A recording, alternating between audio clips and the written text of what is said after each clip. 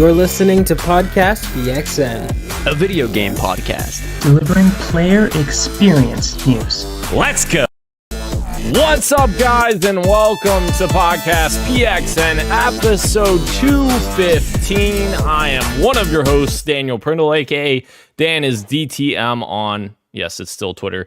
And I'm joined over Discord by the Nintendo aficionado and artist extraordinaire, Roshan Warner, at Roro. Hiya. Hiya. Hiya. Oh my god. Yeah. Making a link joke, is that what you're doing? Exactly. Yep. Yeah. I got it. And the host of Large Popcorn and video essayist Christian Macias at ISO Christian. Yeah, two things underscore. Sorry. Yeah, nice. Thank you. Underscore ISO Christian. Two things to say. One, happy birthday, Hello Kitty. And two, let me tell you, once these blog posts are finished for portfolio building, right back to Signalis video essay. Let me tell you. It's there. It's there. Hell yeah. Ro's gonna watch it 80 times. I'm gonna watch it probably at least. Ro, did you enjoy the 8-minute opening teaser I showed you? I did. Yeah. I did. I was like, oh, he's giving me a little bit of tease of the rest of the video. It was like, oh no, this is the intro. I'm sold. Yeah, I'm trying to go hard on it. Yeah. Love it. The DMZ daddy, the Tarkov Teletubby, Gage Dempster at Gilbo Biggins is not with us this week, guys. He is definitely not playing Spider-Man 2 right now. But thank you to everyone watching us live and participating in the chat. Just as a reminder, we are live each and every Wednesday at 8 p.m. Eastern Time on youtube.com/@podcastpxn and twitch.tv/podcastpxn as well. The topic of the show this week, guys, is... our question is 2023 the video game industry's worst year ever? In a year with a bunch of good games? We'll see. But first, the show always starts with the quick bites, so let's go ahead and jump right in. Little housekeeping first before we get to the quick bites. Christian Macias, happy birthday, happy belated birthday last week. We got it right after the pod last week, so I love seeing the tweet from PXN roll right just before midnight Eastern time. Yeah, is it Christian's birthday today? Thank you, Dan. Hell yeah.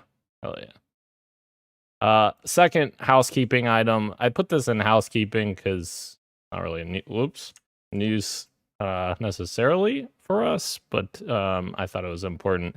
Matthew Perry has passed away, unfortunately, and obviously well known for his roles in Friends and everything else, but obviously one of the most crucial video game moments for him is his role in Fallout New Vegas as Benny, which is the main antagonist in the game. And apparently he got the role because he was such a big fan of Fallout 3, and Bethesda called him and was like, hey, do you want to do this cool role we have? And he was super excited to do that because he was such a big fan. I thought that was really cool. I didn't even know that. So finding that out was pretty neat. But yeah, rest in peace, the legend. Rewatch Friends. This man's a big fan of the original PlayStation. Always playing those games on the show. Oh yeah. All right. Into some lighter news. Into the quick bites. Guys, I don't have any PXN news of the week because we have so much to cover here, so I'm just doing all quick bites, so you guys just chime in on whatever you got, as usual, for the quick bites.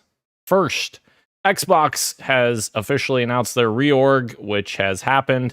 It will probably happen again, I put in here, after Bobby leaves in 2024, but this solidifies some things in terms of Pete Hines' departure.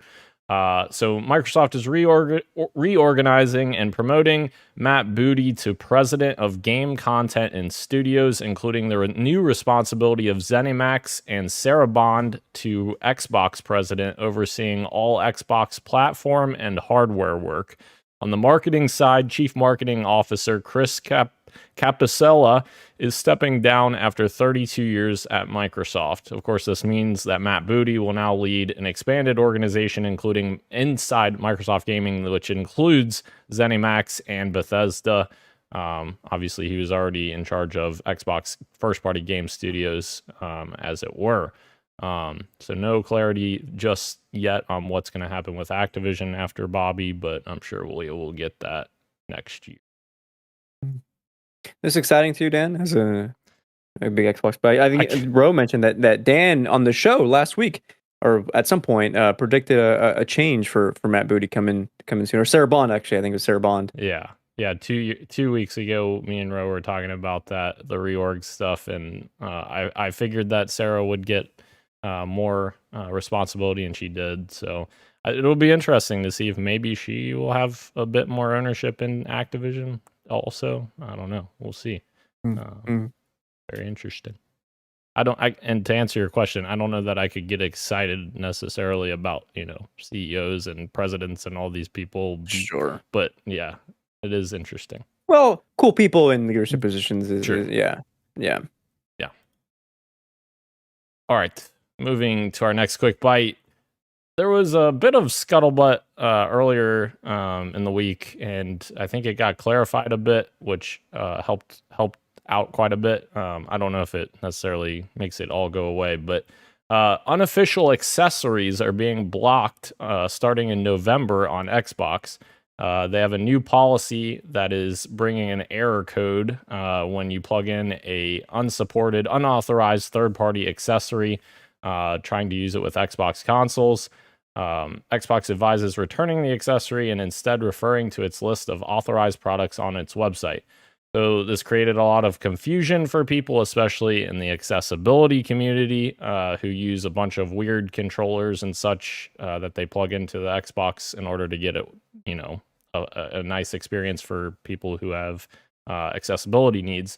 Microsoft did clarify this finally. Caitlin Jones, who is the program manager at Xbox for gaming accessibility, commented and said, regarding unauthorized accessories on Xbox, please know that there is no impact to players using the Xbox adaptive controller nor any compatible peripherals plugged in via the controller's 3.5 millimeter or USB ports. So it sounds like essentially any of your accessories and such that would plug into the compatibility controller, the adaptive controller, will continue to work as normal. And if you aren't getting any error codes currently, then you won't have an issue when this policy takes place. So I am interested to see if this affects many people. I know there's a couple of companies that kind of do like some weird one-off type deals, but I don't know how big of a deal this is going to be, to be honest. We'll have to wait and find out. In the next coming of weeks, months, to see how much it affects people. Yeah. Want to keep on the radar. Absolutely. Something else to keep on the radar, like Batman's radar. Batman Arkham Knight has reportedly added and then removed Robert Pattinson's The Batman suit. What? Like, this game has been... I think someone said that this game hasn't been updated in like 5 years or something. It's absurd, and they're just randomly throwing in a Batsuit update and then pulling it away. What's happening here? Why did they remove it, though? Yeah, that was my question, too. I'm guessing it's related to... Some people have said this, the Switch version, I think.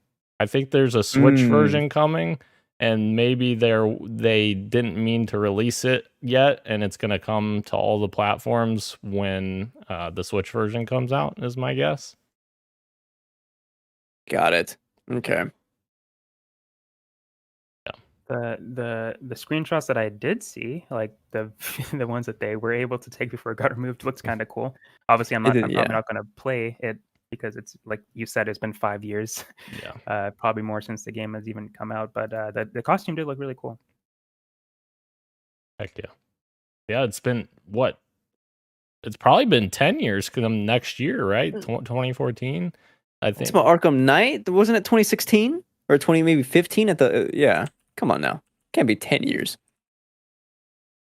Yeah, we're definitely not 2013. Yeah, you're. It's right in between the two of us. Is 2015.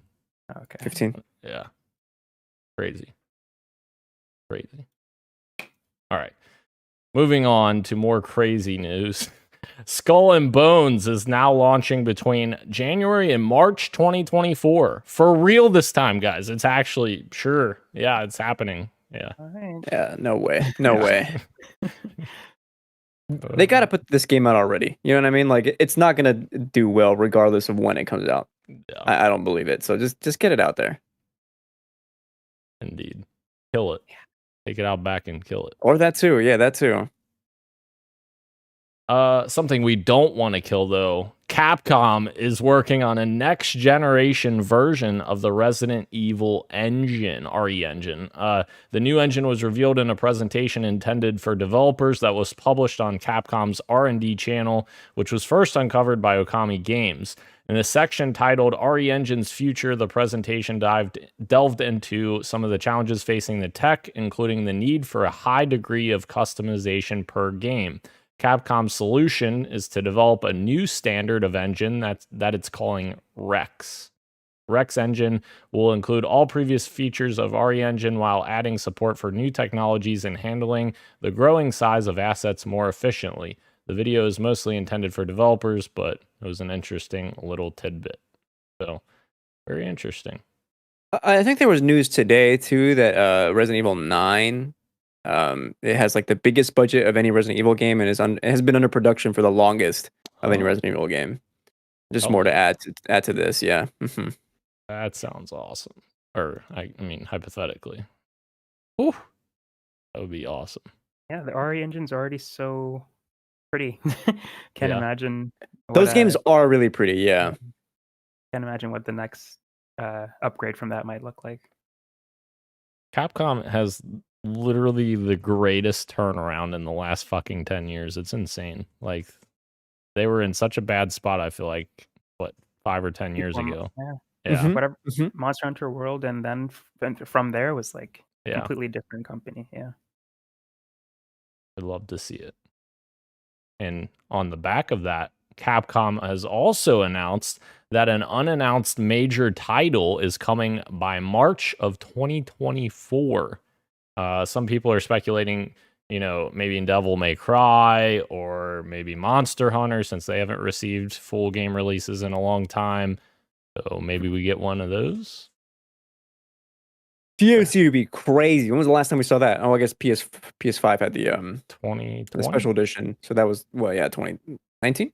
2020, yeah. When did the PS5 come out? And Xbox. Was it? Yeah, fall 2020. COVID year.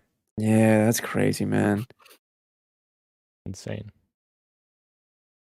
Almost as insane as a PS5 Slim bundle coming with Xbox Game Studios Modern Warfare 3. Sorry, I just had to throw that in there. For no added cost at $500. That's actually a really smart decision by Sony to make this bundle. Like, that's a free fucking brand new game. That's a really good thing. Like, that, that'll sell consoles, I think. Especially for like the casual audience that plays a lot of, games like this, maybe who don't have a PS5 yet, or been waiting for like a sale or something. That's pretty big, especially during the holiday. Damn, that's where the partnership of like between, whatever game company and then Activision like really comes in handy for those kinds of holiday bundles and sales. That's crazy, dude. For free? Yeah. Insane. Damn. Call of Duty also shared this image, which I thought was cool, of how it started versus how it's going to celebrate their 20th anniversary of Call of Duty, which is just insane to me. I thought this was a cool little image showing like an old school PC monitor, 4:3 ratio compared to an ultra wide monitor with Modern Warfare 3.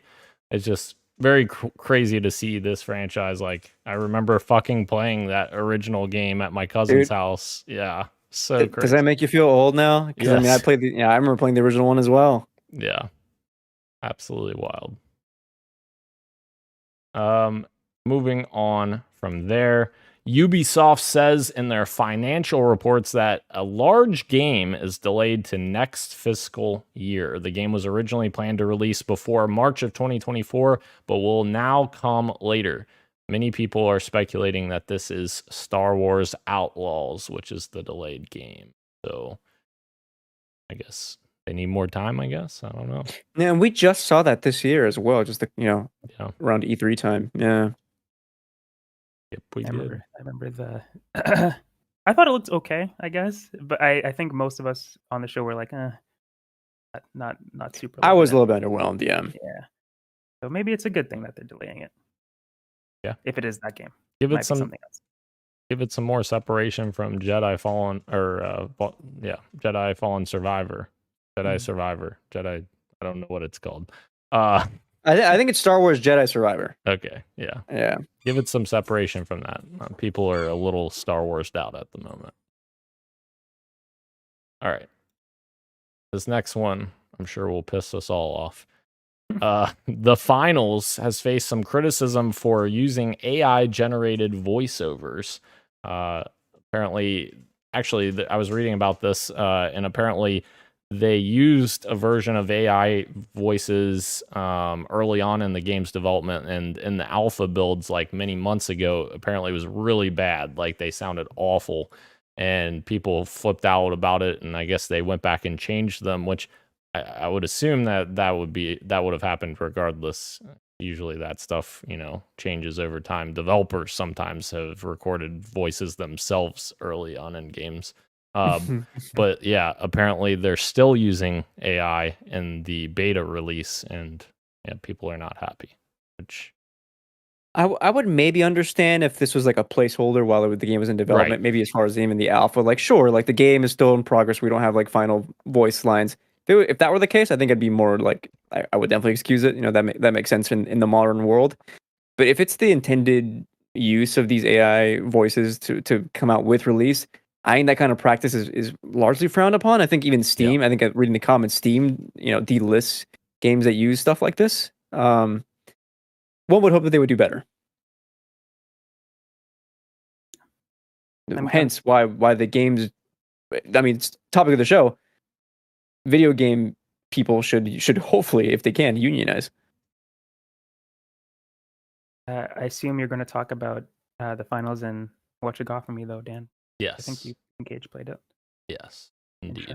But yeah, this sucks. I echo everything that Christian said. I would understand if it was like work in progress voices, but it doesn't seem like that's the case here. No. Yep. And yeah, I can't wait for you to get to this next item though. Well, let's get get it then, Christian. Let's get it on. I was gonna say something weird, and then I was like, I better not. All right, Max Payne 1 and 2 remakes are ready for production at Remedy. They just released Alan Wake 2. Of course, they released Control before that. So it sounds like Control's sequel is still going to be in conceptual proof of concept phase for a little bit longer, while Max Payne 1 and 2 will be their focus. Be cool. I think Remedy might be in my top 5 favorite developers. Wow. I think. I am so impressed by the level of craft that they do. Obviously, Control is a big breakout, I think, for me in terms of like what that studio can do. Like that changed the game for me. And seeing all the praise for Alan Wake 2, publicly on Twitter, but also privately from my friends who got the game, who were like, friends I regularly talk to, and like, hey, this is something that like, not just that I would like, but that's like, hey, this is worthy for you to like analyze in like a video type of way. I've gotten people telling me about like that in regards to Alan Wake 2. Like, yeah, dude, going back to redo Max Payne 1 and 2 while still like having Control 2 be in the conceptual phase for a while, like I trust them to let them cook, because I know they're going to do like some absolutely insane products whenever those are ready to come out. And Max Payne is freaking awesome. Also, I love 3. Some people didn't. I love Max Payne 3. It rocks. So yeah, I'm all about it, dude. I can't wait to see what Remedy's doing. Which, it makes perfect sense that they're making the remakes, because they made the first 2 games. So the original developers. Yeah. That's very cool. I can't remember if Remedy did Max Payne 3 though. They did not. Rockstar did. Yeah. Yeah. That's true. Yeah. I threw this in here because Gage put it on our doc. So here we are. But it's an interesting story.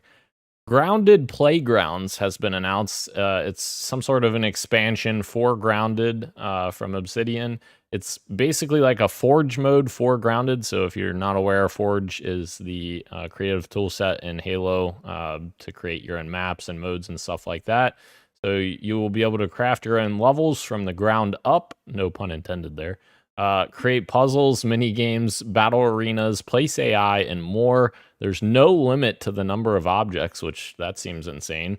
Hundreds of system changes and improvements that also come along with this update as well. So very cool that they keep doing updates to Grounded.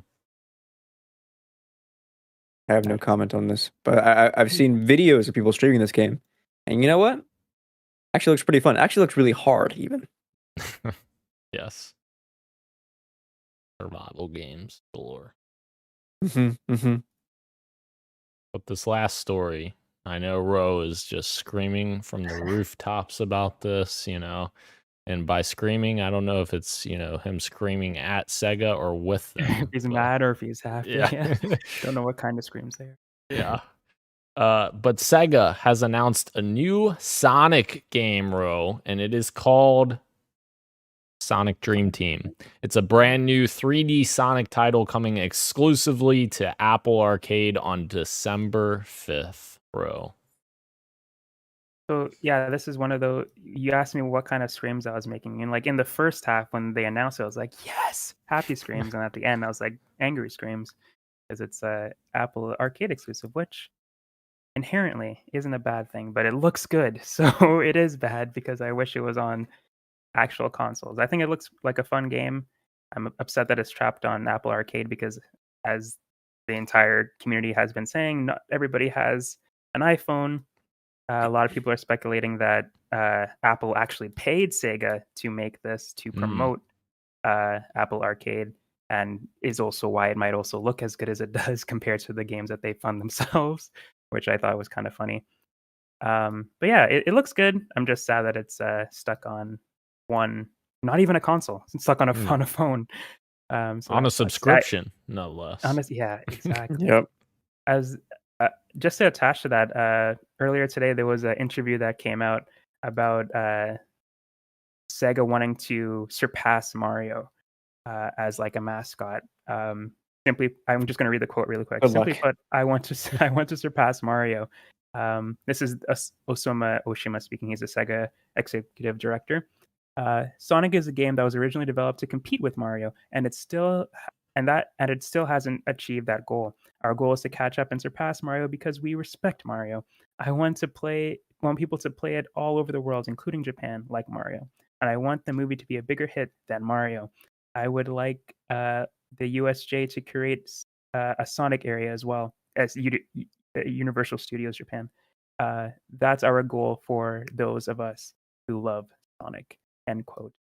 So as Christian said, I agree. Good luck with that. Good luck, man. It didn't work the first time.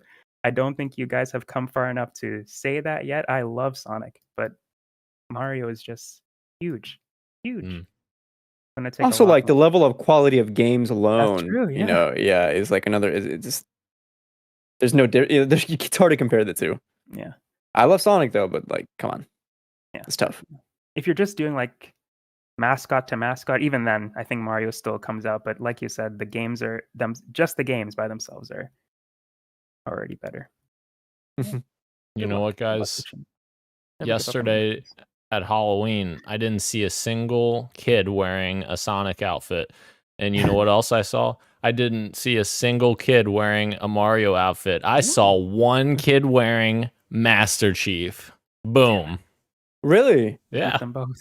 One kid. Kid. No, it wasn't me. A kid, Christian. It was one kid. No, it was an actual kid. I was like, hell yeah. And actually, I gave him more stuff. I said, you can take candy just and Pokemon cards. Yeah. All right. Yeah. So there it is. All right. Let's move into the street meats, run over some meat here. Take this as you will. Gage sent this, I believe, as well.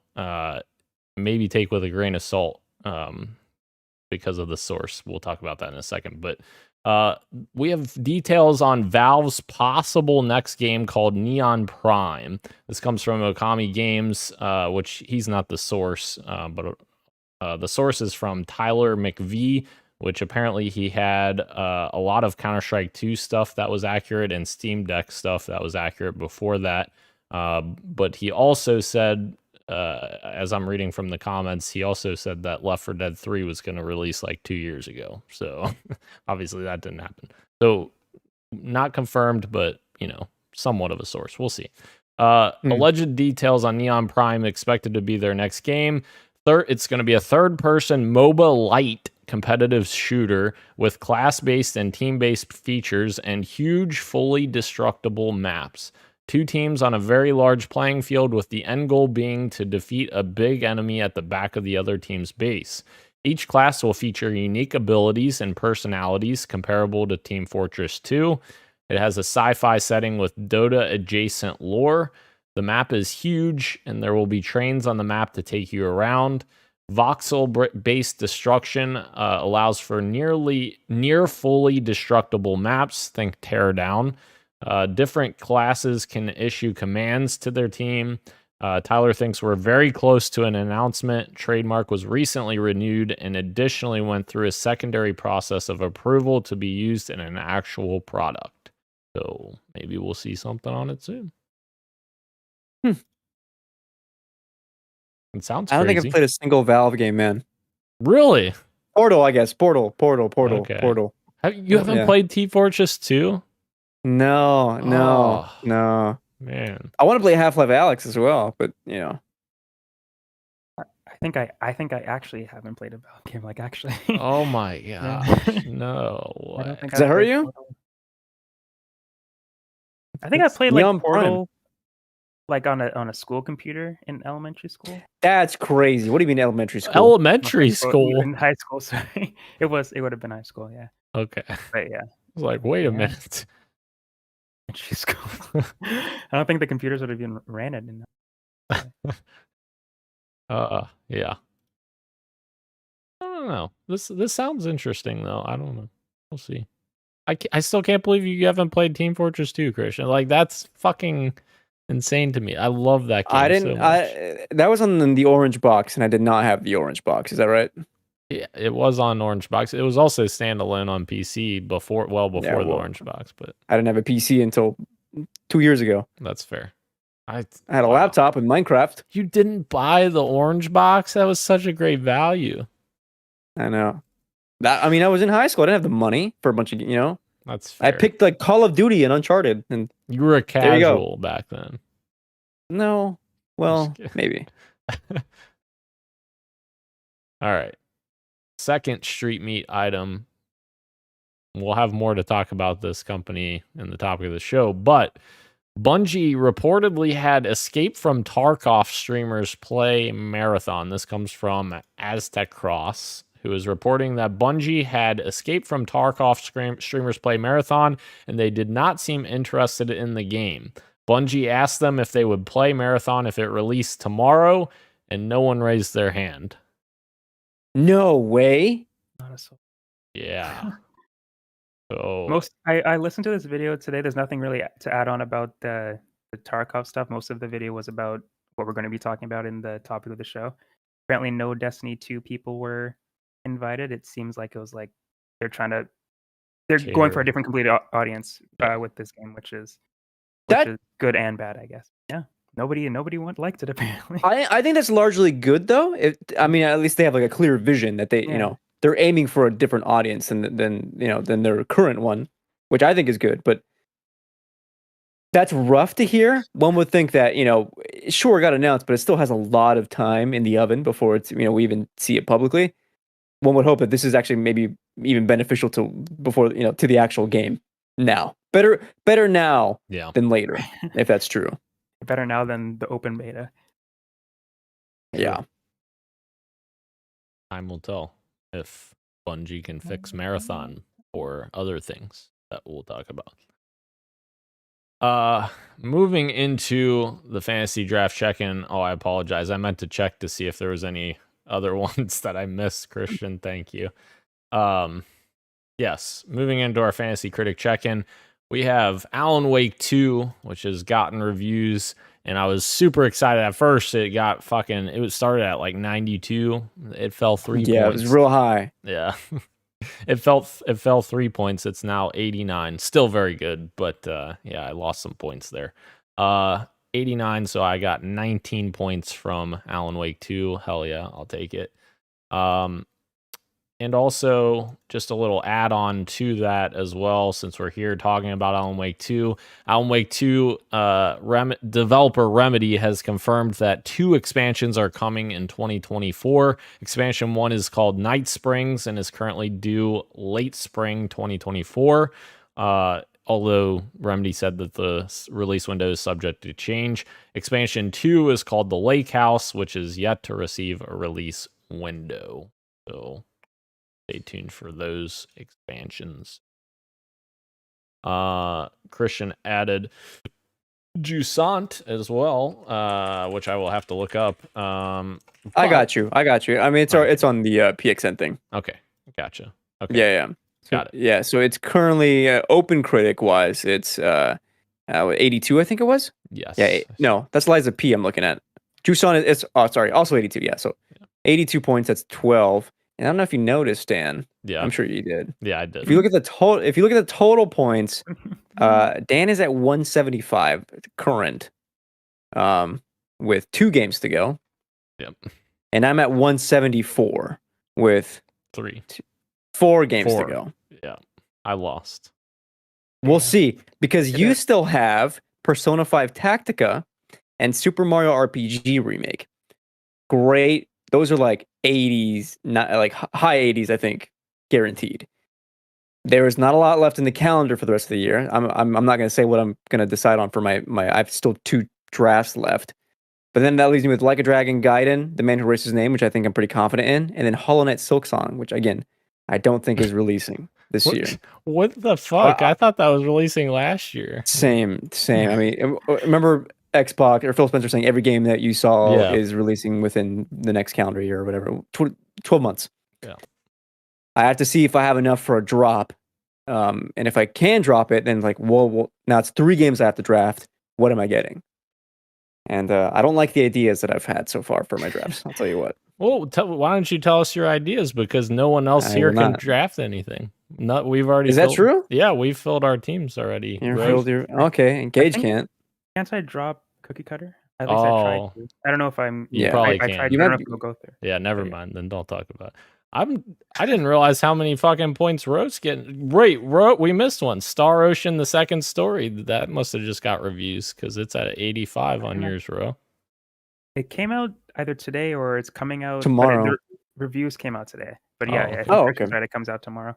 But I got it at an 85. My points haven't registered yet. But Slay the Princess got enough reviews from last week. So the points actually registered and I got 20. Holy shit. But Star Ocean is probably going to be the last time I get points on this. So I think I'm out of the race. You'll be in the 160s, and if something comes out that's negative on mine, that'll put you in the positive. Yeah, that'll put you in second or maybe even first. We'll see.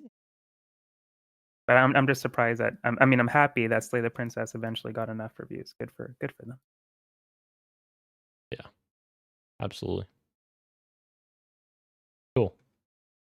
Some upcoming games on the way. Like a Dragon, the Man Who Erased His Name comes out next week, so that's coming for you, Christian.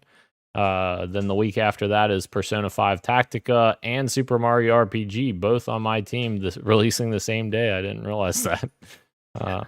Yeah, and Sons of the Forest is not coming out this year, Gage, in full features form, so that's just hilarious that didn't come out again.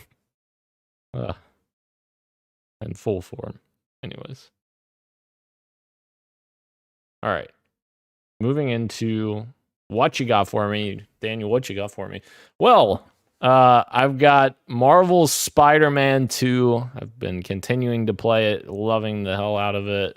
Obviously, has its own issues. It's quite a bit buggy, like you guys have been talking about. I've noticed more and more bugs as I've been playing, but still enjoying the heck out of it. Still a really good experience. I made it to some crucial story points that, I can say that I made it past the Venom suit because that was part of, symbiote suit. Trailers and stuff. Yeah. Mm-hmm. Yeah. So I made it to that point, past that point. So very excited. I've been doing a shitload of side missions. Like the one side mission I shared with you guys was, I was vaguely shared with you guys, was the birds one that Christian, I think you know what I'm talking about, which that was such a cool side mission. I really liked that mission. So I found out there's a traversal thing you can do that is even faster than any of the stuff you can do by I'll just say this. In this game, you can slingshot yourself and you'll go fast, right? And then you can hit L1 plus triangle if you have that ability unlocked to like zoom fast, and then you're even going even faster, right? You can unlock a traversal upgrade where you dive and then open your web wings, and then you go insanely fast. There's all ways to go super fast. There's one more that's just like a hidden way to go the fastest I think I've discovered yet. In the traversal tree, there's an upgrade where while you're swinging, if you hold circle in the direction that you want to turn, like a 90-degree sharp turn, you can swing and just boom, you'll catapult yourself into that direction. Like slingshot. You can slingshot sort of. You can do this at the top of buildings if there's like an antenna. And you'll just, if you hold circle, you'll keep going around in circles. Oh. You'll go insanely fast, and then you'll slow down if you keep holding it. But if you time it just right to at the peak of the spin, you'll go the fastest I think you can in the game, and it's so cool to do. That's pretty cool. I saw a video on Twitter about somebody comparing the speed of the first game to the speed of the first game, and it's insane how much faster Spider-Man 2 is. It's like people have been saying oh, this game puts the first one to shame. Like now that gameplay is obsolete. It's like they might be right now, which is great. That's awesome that they were able to improve it so much despite the bugs and stuff. But seeing it side to side like that, I was like, wow, they really. I haven't played it yet, but what I've seen, they really improved the traversal, even though it was already so good. So much fun, swinging around. Very good, very good. I also played the finals beta with Gage, as I alluded to, or you alluded to earlier, Ro, and actually had a lot of fun with it. It's very fun. I always hate playing a new first-person shooter though, because you have to fucking dial in all of your controller settings and sensitivities and all that shit. But once I got that dialed in, I was enjoying the hell out of that game. It's very fun. One of the modes you play 4 teams of 3, and essentially everybody's trying to get to this vault to take this cash box out. You take the cash box out, and then you have to deliver it to a drop-off point. And then once you drop it off, you have to hold that location for I don't know, it's a minute and a half or something, while it's depositing into your team's funds. And that gets insane because all the teams are pushing in from all different directions, and it's really fun. Had a lot of fun with it. And the announcers, I know they're AI, and that definitely sucks that they're doing that, but the announcers are they literally remind me of the NBA Jam announcer, here we go, it's getting turned up. They just say these random ass lines, and you're just what the fuck's going on? But it fits the atmosphere of what's going on in this game. But yeah, hopefully they cast some real people to actually do them. But yeah, lots of fun. Bro, I wanted to play the finals. That's been on my radar for a long time, and I wasn't able to play this weekend with any of my friend groups, celebrating birthday stuff. But yeah, I was celebrating birthday stuff. I'm sorry. It's still going through Sunday. Oh shit! Okay, yeah. Then I'll download it. Hell yeah. I'll definitely play. Hit me up. I'm off Friday as well. So okay. All right. Ro, what you got for me? I played Muse Dash, and that's it, which is a rhythm game. Oh yeah. But that's it. That's all I play. What is that on? It's on Steam. I've Oh, had it for a okay. while. I got into it a couple of years ago. Just trying it again, which trying some songs that I haven't played, playing songs that I have played on harder difficulties. But Oh, yeah. that's it. All I've been up to right now. Very cool. Christian, what you got for it? More Spider-Man 2. Yeah, I've done, I think, almost all the side content. Like, I left a couple things just for me to take care of later. I ended up maining a lot of the campaign, and I got to some interesting moments in it. I think I can. I think I'm near the end. I got to a big moment. I talked to my friend who'd already beaten it, and I said, "I just did this. It feels like I'm close to the end." And he's like, "You still got a little bit of ways to go, but you're approaching it." And this is about the point where he said he didn't kind of like the place where the story was going, and he didn't tell me any details. He just said, "I'm curious to see how you feel about the story beats." And so far, there are a couple of small things in it that feels a bit too far-fetched. I'm not fully into some of the things that they're doing. But compared to how I was last week, kind of like not as high in the story, I am much more invested than I was last week. I know Gage felt similar with his stuff, but unfortunately he has a game-breaking bug and he can't progress, which is a shame because this game's kind of buggy. I've gotten like a lot of videos of my characters like stopping his animation of like mid-swing and it's just like a flying like immovable person. Yeah. Or like sound bugs where the game goes fully deaf or not deaf, but no noise at all. So I have to like quit and then go back in. Just a lot of small stuff that and maybe like another month of polish would have maybe cranked those out. As soon as Gage told me or told all of us that that he had that game breaking bug, I decided in my head that I'm gonna create like 10 save files. So Smart. Okay. Yeah, I'll do the same. Never hurts to be safe. But sorry. Mm-hmm. Gage has had this on here for forever. I'm deleting it. Gran Turismo based on a true story. That's long gone, Gage. All right. Moving into the topic of the show, guys. 2023 might be one of the worst years for the video game industry with massive amounts of layoffs. Of course, it was a little bit of a quick clickbaity title saying it's the worst year ever. Lots of great games this year, but obviously the turmoil of all the turnover and layoffs at studios is just not good. And definitely some work needs to be done there on publisher side to make sure that this doesn't happen going forward. And yeah, it's terrible. But as part of that, Bungie is the next in a long line of studios this year to succumb to those layoffs. And this, of course, comes 15 months after Sony finalizes $3.7 billion deal to acquire Bungie. Bloomberg is reporting that 8% of Bungie's staff was let go following warnings after Destiny 2 popularity was dropping. Revenue was down 45% below projections for the year. Of course, Tom Warren's inserting his own stuff here, saying, "I know many Destiny players that have simply had enough of the game." So, yeah, I mean, I haven't played it in a while either. I kind of fell off with the last expansion. Yeah. And that's part of the problem with building a game like this, right? Like, you're building around the success of a platform that never stops. It just keeps going, Mm-hmm. Mm-hmm. I don't know.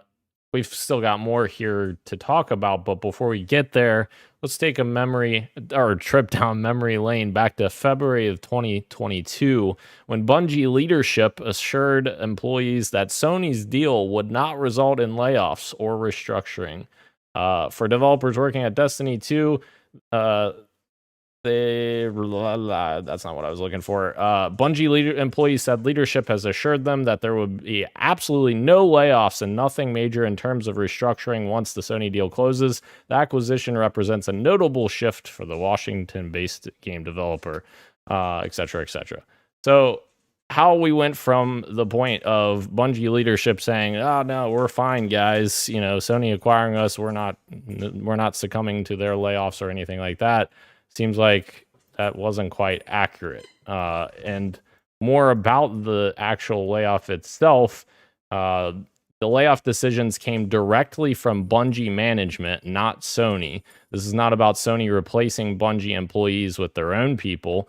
Many employee benefits, though not health insurance, only last till the end of the month if you're let go. Laying people off on the 30th means a single additional day of coverage, which is insane. Many employees had unvested shares as a result of the Sony purchase. These shares would be received based on staying with the company for a certain number of years following the sale. But those shares revert to Bungie if you leave, even if you're fired, which is what's happening now to those affected. Many Bungie employees that were fired found out in the morning that they were locked out of their services, logins, and email access revoked. Others who instead found out during meetings were told not to tell other team members themselves, as teams would be told by other means. Many employees were unable to say goodbye or exchange contacts. Many team managers were not even told at all about who on their team was being laid off, and only found out as it happened. And to add a bit more context to the stock situation, a former Bungie employee that worked during the Halo trilogy era, Jamie Griesemer, he tweeted out some background here. The company will award you 100 shares of stock, but you only get 25 today and the rest in 2 years when you vest. And he puts in parentheses, and then they fire you 1 day before you would get the rest of your shares, which Jamie talks about his own issue with that when he worked for Bungie back in the day. So yeah, that's not good. Lots to bake on there, but fuck, that's a lot of bad shit. Like fucking coverage only 1 additional day if you get fired on the 30th, and obviously all these people were fired at the end of the month. Insane. That's the kind of that is the kind of action why you see people calling for unionization in the video games industry. Lack of healthcare is such a huge thing to have to stress about. Yep. Like on top of like job searching, to have like 1 day of healthcare before you're completely out on your own in a world, and specifically like in North America here, where acquiring healthcare is tied entirely to your employment, and your options outside of employment are not good. It's something that people just should not have to deal with. This is just the trend of numerous layoffs in the industry this entire year, or even like companies like Naughty Dog, one of like what I would call one of, if not the most prestigious studio in the video game industry, facing severe layoffs. It's not good. And Dan, did you even go into detail about who was laid off yet from Bungie? Is that no? That is coming up. We'll get there in a second. Yeah. Okay. Yes, Yeah. Okay. Yeah. I'll talk about it when you get to that point. Okay. Yeah, that's insane. I can't fathom. And insurance is so expensive if you don't get it through an employer. Yes, dude. Yes. Yeah. All right. So continuing on the back of that, so some more context behind the layoffs as well, which I do think this is important as well. So Sony was the one that was asking for the layoffs, of course, because they're the ones who own Bungie, but Bungie is the one who enacted the layoffs and planned them. Sony's basically like, you got to make this many cuts, you got to hit this bottom line because you're not making enough money from Destiny 2 anymore. And Bungie got the leeway to do it however they please. So Paul Tassi adds, this may be part of a wider cost cutting at Sony in multiple areas, but as an independent entity who gets cut, the timing and terms as above are Bungie's decision. To clarify an earlier point, health insurance lasts until severance ends. Other benefits end today.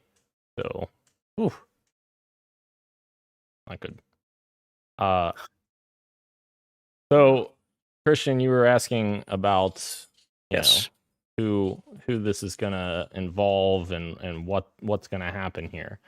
Michael Salvatore and Lorraine McLeese, two grizzled ancients of Bungie, were both laid off. And I don't say grizzled ancients as, me trying to call them old or anything. That's literally what Bungie calls the people that have worked there for so long, like 20 plus years. They have worked there before. Okay, Michael's a different story. Lorraine has worked there for well before Halo, even before Halo was a thing. She was working on all kinds of shit. She's the one who created the Halo logo, like fucking insane. Michael Salvatore worked with Bungie as a contractor well before Halo came into existence, so he has always been around the studio before that. Marty O'Donnell brought Michael on board after Halo CE came out, but fucking this man, Michael Salvatore, this man has just made, helped make some of the most revolutionary music ever created with the Halo fucking series, Destiny, with Marty and without Marty, and arguably without Marty, he did even better content after Marty was gone, with, Forsaken and Shadowkeep, Beyond Light, even the newest stuff, Lightfall. But yeah, like it's insane to me that Michael Salvatore, he's gone. Like I don't even know who's replacing him, and like that's insane to me that you're, yeah. And to be working on did you just mention it? What is that forthcoming expansion? Yeah, the final shape. The final shape. Yeah. To be in the middle of a like one of the most important projects for Destiny, which I suspect that's pretty much wrapped up in terms of music, and that's maybe I don't know. You don't? I don't know. Oh, okay. I don't know. Yeah. I mean, maybe, but like that's still a couple months away. Yes. Like I reckon there's still like a lot of like touches you have left to do in like in engineering or mastering or getting like adjustments on tone and stuff. Yeah, maybe some of the larger pieces are composed for sure, but like there's still work to be done. Yeah. Did we include his tweet here, or not his tweet? His like. That's what I was. Thank you. Yeah, Michael. So then, Paul Tassi reached out to Michael, and this man is far too kind. Because Michael responds and says, "Hi, Paul. Thanks for reaching out to me and for your kind words. The last 24 hours have been crazy, and I'm still sorting through my feelings. Many of my good friends were also let go, and I feel awful for them. My heart goes out to everyone who lost their job yesterday. Regarding myself, the overwhelming feeling I have is one of gratitude. Beginning in 1997, Bungie provided me the opportunity to contribute music to some of the most amazing games ever made. I've been truly blessed to work with so many awesome, creative people over the years.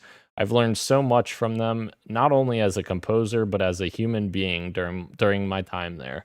One of the things that I always loved about being I think he meant to say being a part of the team, was our willingness to take risks, which has always been a part of Bungie's DNA. And when we would fail, we wouldn't retreat, we'd reload.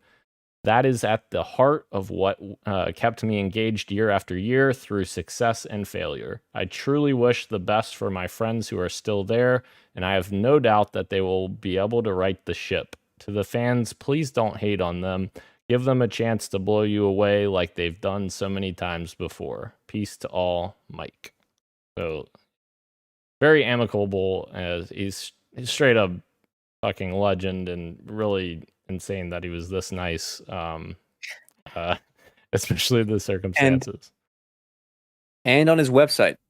Yes. Did you see his website? Yeah, Gone Fishing. Gone Fishing. Went in and is completely removed all his work and just wrote Gone Fishing. Which I think some people have speculated. I think maybe he's a little bit, probably hurt. Yeah. To be on the receiving end of the layoffs, considering his legacy, which is extremely unfortunate. Like, no. Sorry, go ahead. No, you go ahead. I was gonna say, I'm going to bring her up later, but there's so many people who don't. Everybody who got laid off probably did not deserve to be laid off. I think we all agree with that. But people like Michael and Lorraine, especially so because of their legacy, like you said, and they just don't get that I think what they earned was a retirement. Like, I don't know how long they're going to be there since they've already been there for so long, but the way that they have to exit is because they got fired after all the work that they did is just like such a kick in the nuts, in my opinion. As you guys were saying about all the amazing stuff that they did, they don't get to leave on their own accord is such a shitty way for their careers at Bungie to end, being grizzled ancients, if that means anything to the people who laid them off. But the person who I was going to bring up was Leanna Rupert, who was the community, community person for Destiny. Yes, community manager. That's the word that I forgot.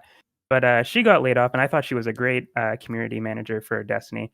But her husband was also laid off earlier this year, so now they're like, just both of them just out of the job, and they're worried about their house, and it's like, I don't. I know how that feels. It's like, it's crazy. It's so crazy. But and what Michael was saying about we should give Bungie a chance to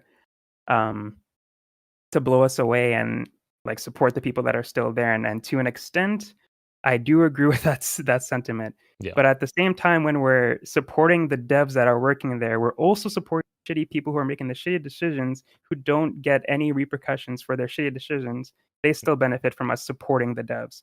Even though when we support the devs, no matter if we support the devs or we don't, people are still getting fired and we're still getting laid off. So at a certain extent, I feel like I don't know what the answer is, because if the answer is to support the dev, then why aren't you supporting the people that are working there? And if we don't support the devs, of course, there's still going to be layoffs because you're not making enough money.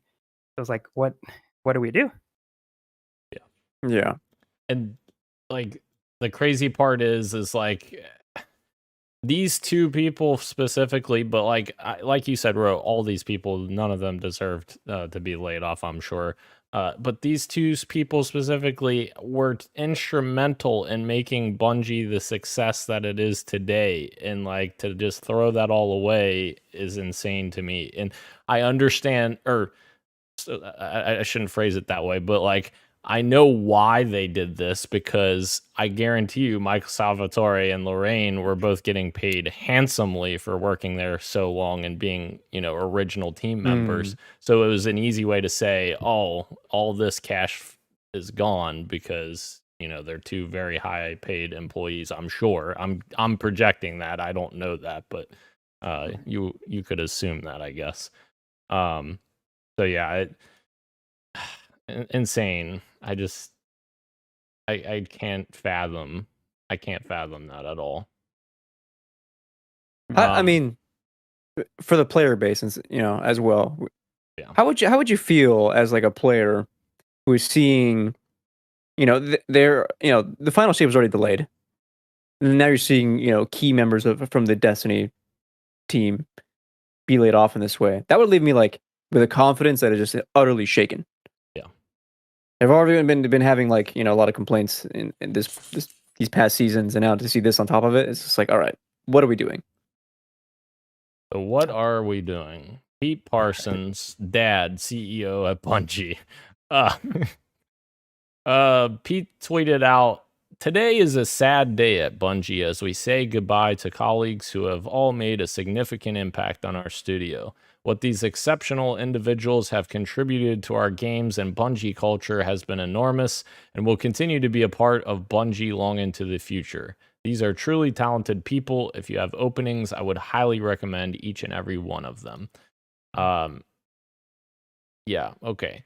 I know Pete has had a lot of issues over the years as well. Before I go into this next part of Pete as well, Pete has been there since 2002. And January 2016, Harold Ryan stepped down as president and Pete Parsons took over. So he's been there a long time, but still hasn't been there as long as fucking Lorraine and Michael Salvatore, who he just let go. Anyways, so the second part to this is Pete Parsons' behind-the-scenes comments claims that the layoffs were due to Destiny 2's underperformance. So let me, where is it here? Yes. Employees were told that Destiny 2 player sentiment was at an all-time low. Sources tell IGN that this issue had been flagged to leadership repeatedly for months prior to the layoffs, with employees begging for necessary changes to win players back. One former Bungie employee recalled that they were repeatedly assured following the 2022 acquisition of Bungie that there would be no layoffs, and cited an item from a Sony quarterly report that claimed 1.2 billion of the 4 billion acquisition was going explicitly towards staff retention. Multiple employees confirmed that money was distributed to employees who were fully vested, with money split into multiple payments over time and varying based on discipline and seniority. Other employees also told IGN they felt especially frustrated with the layoffs, given that the company had completed work on a brand new headquarters, more than double the size of its previous office, and likely a pricey upgrade in Bellevue, Washington. When they could just work from home. Yes, exactly. Parsons was criticized in some quarters for calling the layoffs a sad day at Bungie, etc. We just talked about that.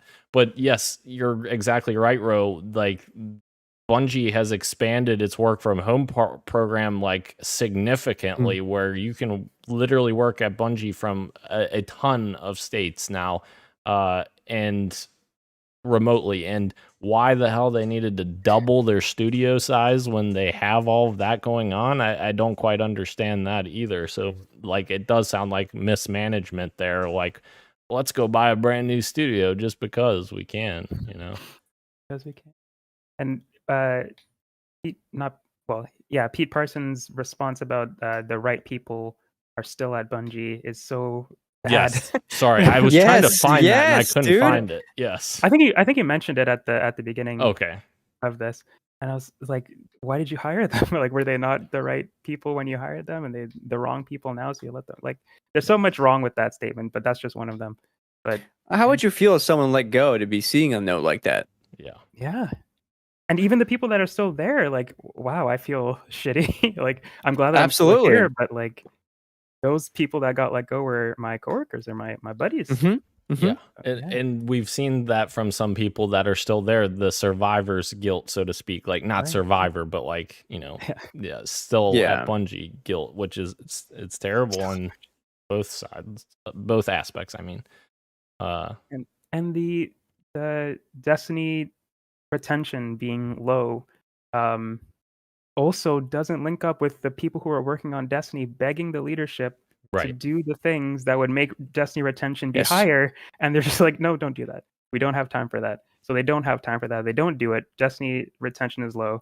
They don't get as much money, and they have to let people go when they could have just maybe spent a little bit more time making the changes that the players want. Yeah. And then they potentially make more money. Yep. And very well, you know, those changes that they want to make may have been, you know, something that you have to delay an expansion or delay a game a little bit. But it's like, at the end of the day, the most important thing in a consistent online multiplayer game is keeping your fan base happy, because if they're not happy, they're not going to continue playing, as we've seen so many times before in every other game that fails in this space. And the other thing is like, I don't know how Bungie's structured in terms of like their suits and stuff, like their board and stuff like that. But what I do know is Jason Jones is still the founder of Bungie, and he's still there. He has been there since day one. Him and Alex Seropian started Bungie, and I feel like Jason Jones should have a decent amount of say, if not all the say. I don't know how that works with board members and all that jazz and stupid corporate shit. But like, if you're Jason Jones sitting back and watching all of this unfold, you have to sit there and be like, is there something I need to do and step in and, you know, make my voice heard and fucking, you know, replace Pete or whatever needs to happen in order to fix this, because like it is a bit of a shit show right now. And the reason Bungie has been successful for so many years is because the people that work there and them interacting with the community in such a great way. Like, that is literally the pillars of Bungie. That is what Jason Jones and Alex Seropian started Bungie with the goal of. So like, yeah, I guess we'll see. I guess time will tell on that. Since Pete has worked there so long, I find it hard to believe that he's going to be pushed out, which is unfortunate if, he's the one that's causing all the problems, which it sure seems like it. And yeah, it's so unfortunate for such a developer that's very close to my heart as well as Ro, with Destiny. And yeah, it's just it's terrible. I hate to see this, especially with all the fucking Bungie stuff that I own. I don't want to fucking wear that if I, Right. feel like shit wearing it. I don't know. Wearing it. Yeah. Hard to get excited for the future of a lot of these games when there's a lot of turmoil in the studios itself. Yeah. Yes. I like what you're saying about like how Bungie is with their community. Like sometimes it's good and sometimes it's bad. Most of the time, if it's bad, it's usually because the community is being kind of jerky about it.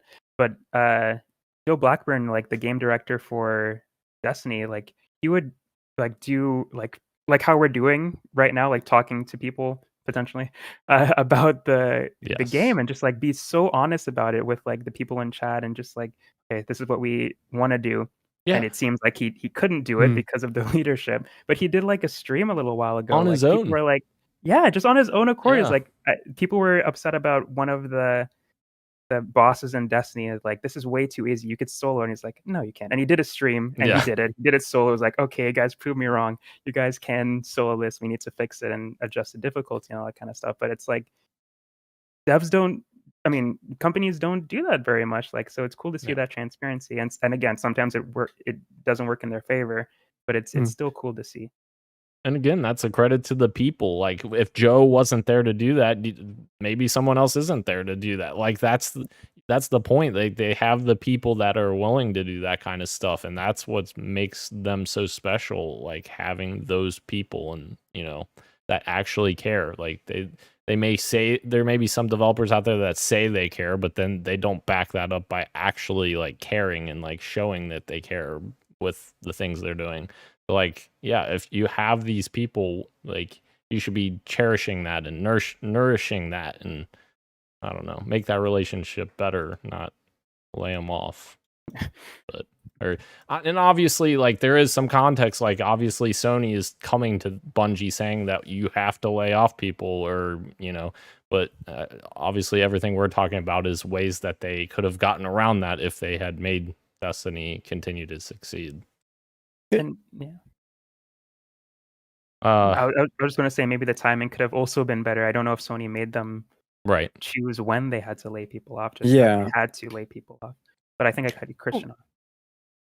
Well, it's also that time of the year, usually before holidays, and you see some of these cuts being starting to get made. It's getting close to like the end of the quarter.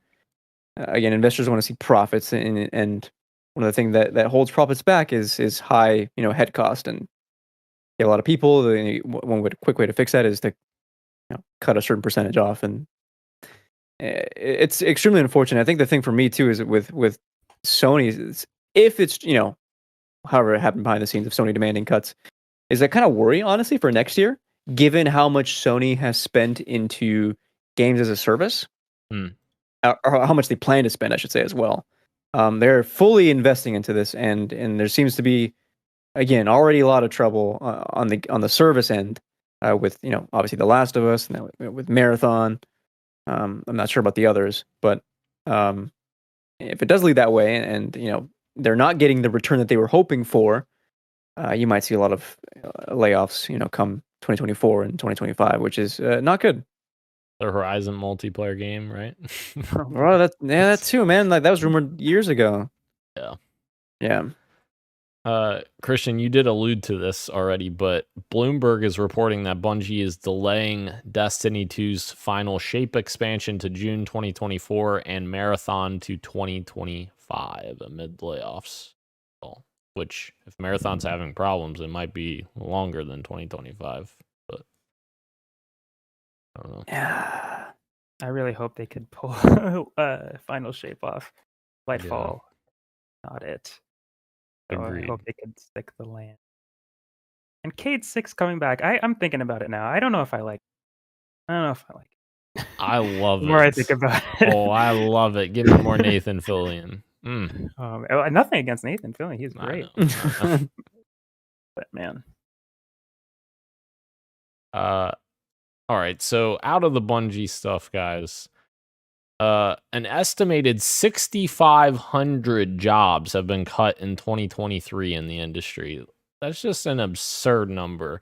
The largest impacts 900 to Unity, 830 Epic Games, 535 at Amazon, 375 at EA, and 326 at Embracer Group. Those are the big ones. But yeah, that sucks.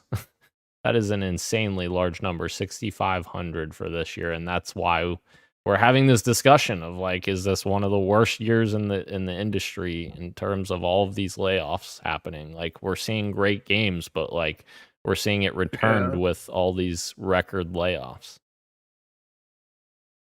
Yeah, I think there's also like this is gonna get weird, but I think it also has a lot to do with like the current economy of like, not just the game sector, but like all sectors. Like, I think we're like at if not at a record, we're like approaching some record numbers for like unemployment, especially here in North America, with a looming recession that's been projected for the past couple of years. I want to keep it game side, but yeah, it's not good in the world of capitalism here in the U.S. and Canada. Well, and you had a high in 2020 with COVID where games were as popular and as big as they ever were, and then it just has slowly. Yeah, the games industry breaks in tons of money. Yeah. All right, but here we are. I don't. It seems like they just aren't. I don't know how it works in these offices, obviously, but I'm just from what I know, the very limited knowledge. It doesn't seem like they're like adjusting for different situations and different like climates in the economy. They just want to see growth, no matter what. And even if the economy doesn't, I don't know, it like that's not going to happen this year, guys. No matter how you look at it, that's not going to happen. They just don't see that, and they just want to see growth, whether it be with this Destiny story with low projections, and Square Enix like, oh, this is not meeting our expectations, even though it was really great in a different year. That would be like, wow, we're the greatest company ever, but for some reason, since you didn't make as much as last year, it's not successful. And it's like, no, that shouldn't be how it works. But I think most like capitalism, like you guys were talking about, like all companies just want to see year over year growth, even though it's that. How can that happen? Every year you're getting bigger and bigger. Like, I guess that's the goal, but I don't see how that's realistic.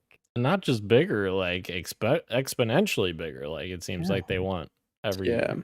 Like, and the guys at the top aren't making any less when you got fucking Robert and Tokol from Playtika making $372 million in this year. Bobby Kotick from Activision making $154 million this year. Andrew Wilson from EA making $34.7 million. Like, obviously that's a huge gap between Bobby Kotick and him, but fuck, this is still a lot of money.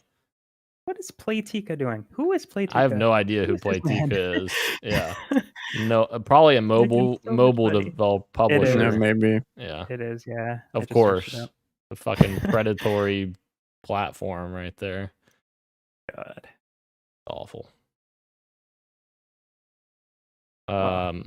Yes. Awful time in the industry right now. And like, my last question here is, how do we get, and this is coming from Ryan McCaffrey, he shared this, which I love this, so I put it in here. How do we get the industry to follow the late Nintendo president Satoru Iwata? How do we get them to follow his wise,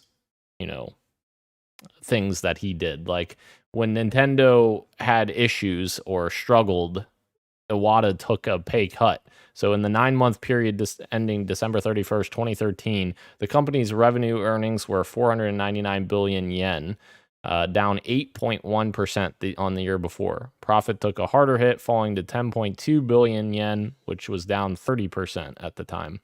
Et cetera, a favorable set of, recoup some of this, etc. But as a result of that, Nintendo president at the time, Satoru Iwata, will take a 50% pay cut for the next 5 months in recognition of the downturn in profit, while other board members would take cuts of between 20 and 30%. Like that, I think that's probably a portion of the reason why Nintendo is so consistent with the teams that make their games, because they have more retention in terms of, they see the CEO at the top that's taking a 50% pay cut in order to help them out and like not cause these mass layoffs that the rest of the industry is dealing with. And like, I think that does show some importance there of that. Yeah. Go ahead, bro. No, I was just gonna agree. Honestly, like the retention employee rate at Nintendo is 98.9% apparently. Yeah. So, like the people that work there stay there usually, and for the reasons that Dan said. So that's great. That's awesome. I'm happy to see that, because Nintendo makes some weird business decisions most of the time, but I'm glad it's not against the people that work there. At least it's against the consumer who have the choice to spend money on them if they want to. But yeah, it's good that they're treating their employees right. It's gonna take, I don't know what it'll take, Dan, but how do we get anyone to be more like Iwata? How do we get like any CEO or any leadership? It's going to take a lot for our current kind of way we go about business to change entirely, which is extremely unfortunate, because no one cares about the little guy, and we are an ocean of little guys that are still struggling to swim. Absolutely. Couldn't have said it better. So we will close out the show unless you guys have anything. Well, I guess I'll add this. Okay. I put in a bid for my final 2 games on Fantasy Critic as we were talking. I'll announce those next week. I'm nervous. Oh, you're nervous? Mm-hmm. Like nervous about getting negative points, or nervous as in? You'll find out next week. Oh, okay. Interesting. There's a tweet that I wanted to read earlier from Julie Munchie. Yes. I don't know whom they are. I think they're a writer, but I thought it was a pretty great tweet. I love that the corporate strategy is, let's guess how much money we'll make this year, and then if we don't meet their guess, they ruin a bunch of people's lives instead of trying to guess better. Like, so true. Yeah. Couldn't have said it better. Projections are insane. Good lord. Square Enix, we're looking at you with fucking Tomb Raider wasn't a success. Funnily enough, she has a Kingdom Hearts logo, or Kingdom Hearts icon as her profile picture. Oh wow. So, yeah. Square Enix, we're looking at you. Insane. Square Enix. All right.